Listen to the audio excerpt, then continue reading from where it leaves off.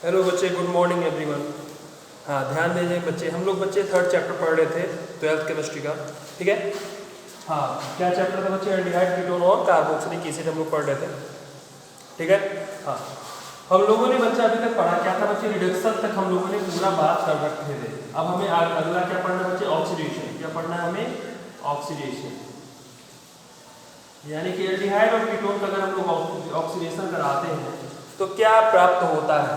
ध्यान दीजिए बच्चों, आज हम लोग बहुत दिनों बाद पढ़ रहे हैं, तो उम्मीद ये कर रहा हूँ कि आप लोग होमवर्क पर डे करते रहे होंगे, इसीलिए आपको होमवर्क दिया गया था ताकि पुरानी सारी चीज़ें आपको रिकॉल हो जाए। ठीक है। हाँ, तो अब देखिए, चलो कंटिन्यू करते हैं इसको। ऑक्सीडेशन, जब आप बच्चे ऑक्सीडेशन की बात करते हो तो यानी कि आपको रिक्वायरमेंट क्या होगी बेटा?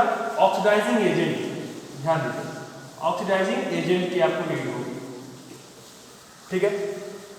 बहुत इजीली अगर आप एल्डिहाइड की बात करो, ठीक है, एल्डिहाइड की अगर आप बात करते हो तो ये बहुत इजीली अगर आप कोई भी ऑक्सीडाइजिंग एजेंट यूज करो, ठीक है, तो ये बहुत इजीली ऑक्सीडाइज हो जाएगा बच्चे इसमें, कार्बोक्सिलिक एसिड में। ये रहा बच्चा एल्डिहाइड और ये रहा क्या बच्चा? Carboxylic acid. ध्यान, यानी कि ये बहुत आसानी से एल्डिहाइड किसमें बच्चे? कार्बोक्सिलिक एसिड में ऑक्सीडाइज हो जाता है। अब देखो, ऑक्सीडाइजिंग एजेंट हम लोग बच्चे पढ़े हैं, ठीक है। ऑक्सीडाइजिंग एजेंट कुछ भी हो सकता है। मान लो ऑक्सीडाइजिंग एजेंट की आप बात करते हो, आप चाहे HNO3 ले लो, कहोगे आप सर, चाहे आप KMnO4 यूज कर लो, ओके बच्चा, चाहे आप K2Cr2O7 यूज कर लो, ठीक है। ये सब क्या बच्चे? स्ट्रॉन्ग ऑक्सीडाइजिंग एजेंट है। अगर आप इसके साथ रिएक्शन कराते हो तो बड़ी आसानी से एल्डिहाइड कार्बोक्सिलिक एसिड में कन्वर्ट हो जाएगा। यही नहीं बेटा, अगर आप बहुत ही वीक, जैसे वीक की बात करोगे आप, टॉलन रिएजेंट है, ठीक है, बेनेडिक्ट सोल्यूशन है, ठीक है, फेहरिक सोल्यूशन है, ये सब क्या होते हैं बच्चे? बहुत ही वीक होते हैं। इसके साथ भी ये आसानी से बच्चे ऑक्सीकृत हो जाता है एल्डिहाइड, और क्या बनाता है बच्चा? कार्बोक्सिलिक एसिड का निर्माण करता है। ठीक है। अब ध्यान दीजिए, हाँ, नोट कर लो चाहो, ठीक है, ताकि पता रहे। ये टॉलन रिएजेंट है, ये बेनेडिक्ट सोल्यूशन है, फेहरिक सोल्यूशन है। आपकी एनसीईआरटी में बच्चे दो है, एक टॉलन रिएजेंट की बात करते हो, ठीक है, टॉलेंस रिएजेंट, ओके, ये क्या होता है हम लोग पढ़ेंगे बच्चे। फिर एक दूसरा है फेहरिक सोल्यूशन। फेहरिक सोल्यूशन की बात करते हो, ठीक है, बेनेडिक्ट सोल्यूशन की बात नहीं कर रहे हो आप एनसीईआरटी में, तो आप दो ही याद रखो। ये क्या होते हैं? वीक ऑक्सीडाइजिंग एजेंट होते हैं, जो एल्डिहाइड को कार्बोक्सिलिक एसिड में बच्चे क्या करते हैं? आराम से ऑक्सीकृत कर देते हैं। ठीक है, नोट कर लो इसे बच्चे। हाँ, तो ये सब चीजें तो हम लोगों ने बच्चे बहुत आराम से पहले भी पढ़ रखे हैं। अब आप चलो आगे देखते हैं।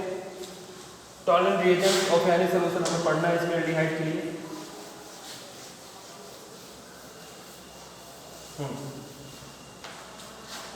ध्यान देंगे आप सभी। तो हम लोग बच्चे इसमें पहला हेडिंग डालेंगे,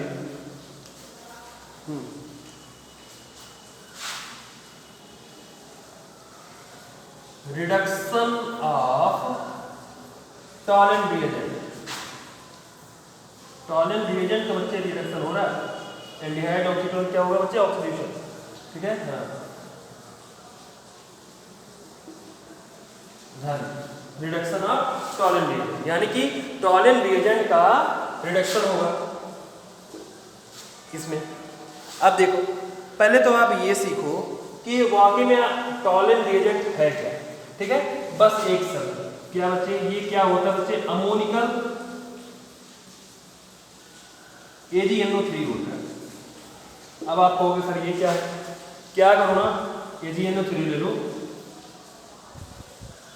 और उसे NH4OH सोल्यूशन में क्या करो? डिप कर दो, मिलाओ। ठीक है, बहुत आसानी से ये मिल जाएगा। हिंदी में इसको क्या बोलते बच्चे? अमोनिमय। ध्यान, अमोनिमय AgNO3, ठीक है, ये जो अमोनिकल AgNO3 बहुत इजी है, किताब पढ़ोगे समझ में आ जाएगा तुरंत। ठीक है, कुल मिला के ये करना है। टॉलन रिएजेंट होता क्या है? तो इसे हम लोग बनाते कैसे हैं, AgNO3 और NH4OH को मिला करके हम लोग इसे आसानी से प्राप्त कर सकते हैं। ठीक है, ध्यान दीजिए होता क्या है एक्चुअली में, जब आप AgNO3 इसको नोट नहीं करना है, ठीक है, और साथ में NH4OH को अगर आप यूज करते हो तो सबसे पहले बनता है बच्चे Ag2O। ठीक है, जब ये Ag2O बनता है फिर से ये NH4OH से बच्चे रिएक्ट करता है, मतलब डिसॉल्व होता है, डिसोसिएट होता है, तब ये जाकर के बनाता है बच्चे टॉलन रिएजेंट। टॉलन रिएजेंट में होता क्या बच्चे, ध्यान दो, AgNH3 होता है, ठीक है, प्लस हो जाता है और OH माइनस, ये होता है बच्चा टॉलन रिएजेंट में। इस तरीके से आपको देखने को मिलता है, चाहो तो यहाँ पे ये बैलेंस करने के लिए ऐसे कर, ये है हमारा क्या बच्चे टॉलन रिएजेंट। ठीक है, ये आयनिक फॉर्म में हम लोग लिख रहे हैं और इसी को हमें याद भी करना है। ठीक है, बैलेंस करोगे, यहाँ से 2 से मल्टीप्लाई करोगे, ये सब रहने दो, भी कोई नीड नहीं है। मैं बस इतना सिखाना चाह रहा हूँ कि वाकई में टॉलन रिएजेंट कैसे प्राप्त हुआ है। तो वो प्राप्त हुआ बच्चे AgNO3 से और NH4OH से, यहाँ तक में कोई दिक्कत नहीं होगी। ठीक है, हाँ, अमोनिकल AgNO3 को भी बोला जाता है बच्चे टॉलन रिएजेंट। क्या होता है, AgNO3 और NH4OH का मिक्सचर होता है। हिंदी में इसे क्या बोलेंगे हम लोग, अमोनियम एजेंट। ठीक है, याद हो गया होगा ऐसे। ठीक है, इसका एक बार फोटो देख लो बेटा, ऐसा रहता है। ठीक है, अब क्या हुआ, आप कोई भी एल्डिहाइड यूज करो, ध्यान दो, कोई भी एल्डिहाइड का यूज करो, ठीक है, साथ में आप इसके साथ क्या डाल दोगे बच्चा, टॉलन रिएजेंट। इसके साथ क्या डाल दिया आप, टॉलन रिएजेंट। क्या था अभी बताओ, आयनिक फॉर्म में ये ऐसे हम लोग लिख रहे थे ना, आयनिक फॉर्म। ठीक है, ये कहां से आया बच्चा, टॉलन रिएजेंट। ये बच्चे दोनों आपस में रिएक्ट करते हैं और क्या बनाते हैं, बहुत आसानी से। OH तो है ही, चलो इसको आयनिक फॉर्म में लिख रहे हैं, ऐसे लिख देते हैं। अब देखो, जैसे आप थोड़ा सा इसको बच्चे रीड करोगे, ये आसानी से जो हमारा एल्डिहाइड है, ये बच्चे आसानी से क्या होगा, कार्बोक्सिलिक एसिड में कन्वर्ट हो जाएगा। ठीक है, हाँ, यहाँ पे 2 था, Ag2O से बना रहे थे, 2 था तो 2 रख लो, यहाँ पे क्या हो जाएगा, ये कार्बोक्सिलिक एसिड प्राप्त हो जाएगा। ठीक है, देखो कार्बोक्सिलेट आयन आया ना, हाँ, कार्बोक्सिलेट आयन आया, और जो ये Ag है, ये बच्चे 2Ag के फॉर्म में नीचे PPT बना लेगा। PPT जब ये बनाएगा तो बच्चे ये सिल्वर मिरर यानी कि रजत दर्पण की तरह बच्चे चमकने लगेगा। ठीक है, हाँ, सिल्वर मिरर। अमोनिया क्या है, अमोनिया के फॉर्म में निकाल दो, 2 दूनी 4 यानी कि 4NH3 लगा दो, बहुत आसानी से। ठीक है, ये PPT बनाएगा, क्या है, सिल्वर मिरर है।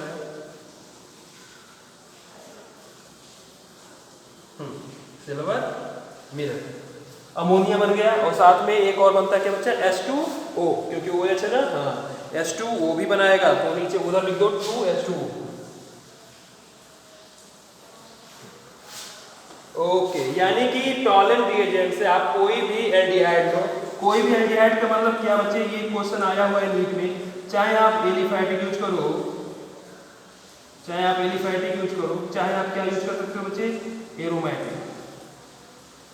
ठीक है, इसमें से आप कोई भी यूज करते हो तो बहुत आसानी से बन जाता है।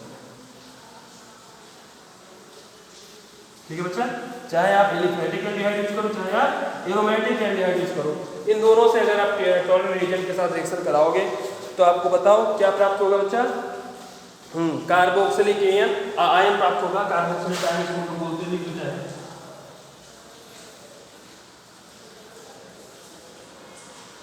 कार्बोक्सिलेट आयन प्राप्त होगा।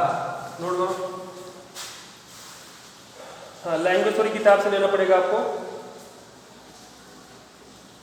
अब क्या मैं इसमें लिखाऊं, when aldehyde react with Tollens reagent then is converted to carboxylate ion with the Ag PPT। Note करो, उससे थोड़ा पढ़ो, मेहनत करो।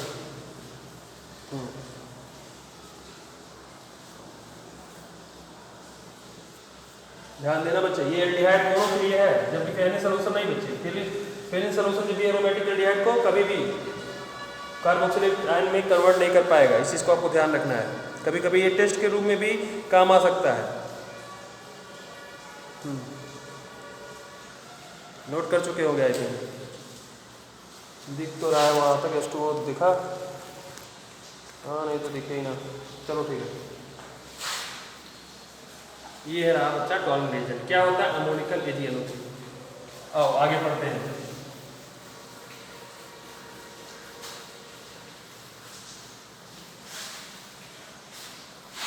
दूसरा क्या बोला था बच्चे? फेहरिन सोल्यूशन।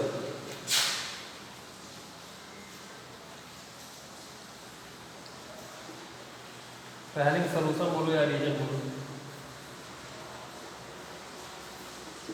ये क्या होता है बच्चा? फेहरिन सोल्यूशन जो होता है क्षारीय विलयन होता है, एल्कलाइन विलयन होता है, ठीक है। एल्कलाइन विलयन होता है किसका किसका होता है बच्चे? इसमें CuSO4 मिलाते हैं, ठीक है, ध्यान दीजिएगा। ये क्या होता है बच्चे? एक एल्कलाइन सोल्यूशन है, यानी कि क्षारीय विलयन है, एल्कलाइन सोल्यूशन ऑफ व्हाट बेटा? CuSO4 and Rosell salt. ध्यान दें, रोसेल सॉल्ट होता है, रोसेल सॉल्ट बोलो या फिर लवण बोलो, जो अच्छा लगे आपको। इसका मिक्सचर होता है। अब आप कहोगे सर ये रोसेल सॉल्ट क्या होता है? इसको बोलते हैं बच्चा, रोसेल सॉल्ट क्या है बच्चा? Sodium potassium tartrate. क्या बच्चा? सोडियम पोटेशियम टार्ट्रेट, ठीक है। सोडियम पोटेशियम टार्ट्रेट को ही हम लोग क्या बोलते हैं बच्चा?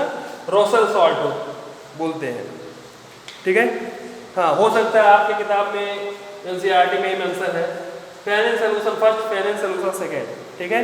तो इसको एक बार आप लोग ध्यान दीजिएगा। फर्स्ट भी बोला जाता है, ए भी बोला जाता है, ठीक है। किसी किसी किताब में CuSO4 को फेहरिन सोल्यूशन ए बोला जाता है, फेहरिन सोल्यूशन ए बोला जाता है, इसे इसको फेहरिन सोल्यूशन बी बोला जाता है।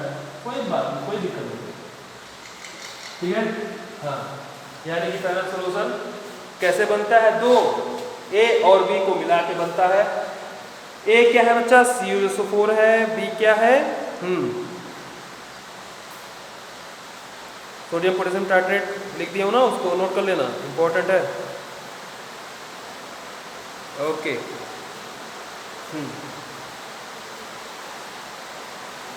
अब देखो, जब इसकी आप रिएक्शन कराओगे एल्डिहाइड के साथ, तो देखो CuSO4 है ना, तो उसमें आयन आएगा, ये इसका दो फॉर्म ले लो, और क्या है? एल्कलाइन सोल्यूशन है, तो यानी कि OH तो रहेगा ही रहेगा, तो OH माइनस ले लो, इसका पास मॉलिक्यूल, ठीक है। ये देखो बच्चा, जब ये आपस में रिएक्शन करेंगे तो क्या बनाएगा? जो कॉपर है वो बच्चा Cu2O बनाएगा। ध्यान दीजिए, ये तो भाई ऑक्सीडाइज हो गया, कोई दिक्कत नहीं है, कार्बोक्सिलिक आयन बनेगा ही बनेगा, इसको कोई रोक नहीं सकता। ये कॉपर किस फॉर्म में जा रहा है बच्चा? ये Cu2O के फॉर्म में जा रहा है, यानी कि ये बनाएगा बच्चे रेड PPT। उसमें क्या था बच्चे? रजत दर्पण बन रहा था, सिल्वर मिरर बन रहा था, जबकि इसमें क्या बन रहा है बच्चे? एकदम क्यूप्रस ऑक्साइड, यानी कि रेड PPT, इसको क्या बोलते हैं बच्चे? क्यूप्रस ऑक्साइड बना रहा है, और साथ में तो H2O तो बनेगा ही बनेगा, यानी कि बनेगा बच्चे H2O। बैलेंस करोगे तो 3H2, लो हो गया।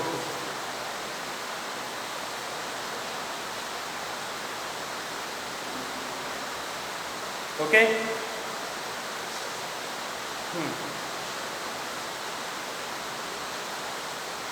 हाँ ध्यान दीजिएगा, इसमें एल्डिहाइड आप कौन सा लेते हो बच्चे?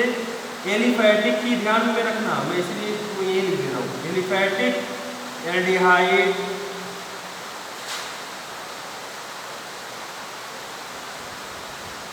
के साथ ही रिएक्शन देगा, ठीक है। हाँ, ये क्या बच्चा? Carboxylic ion,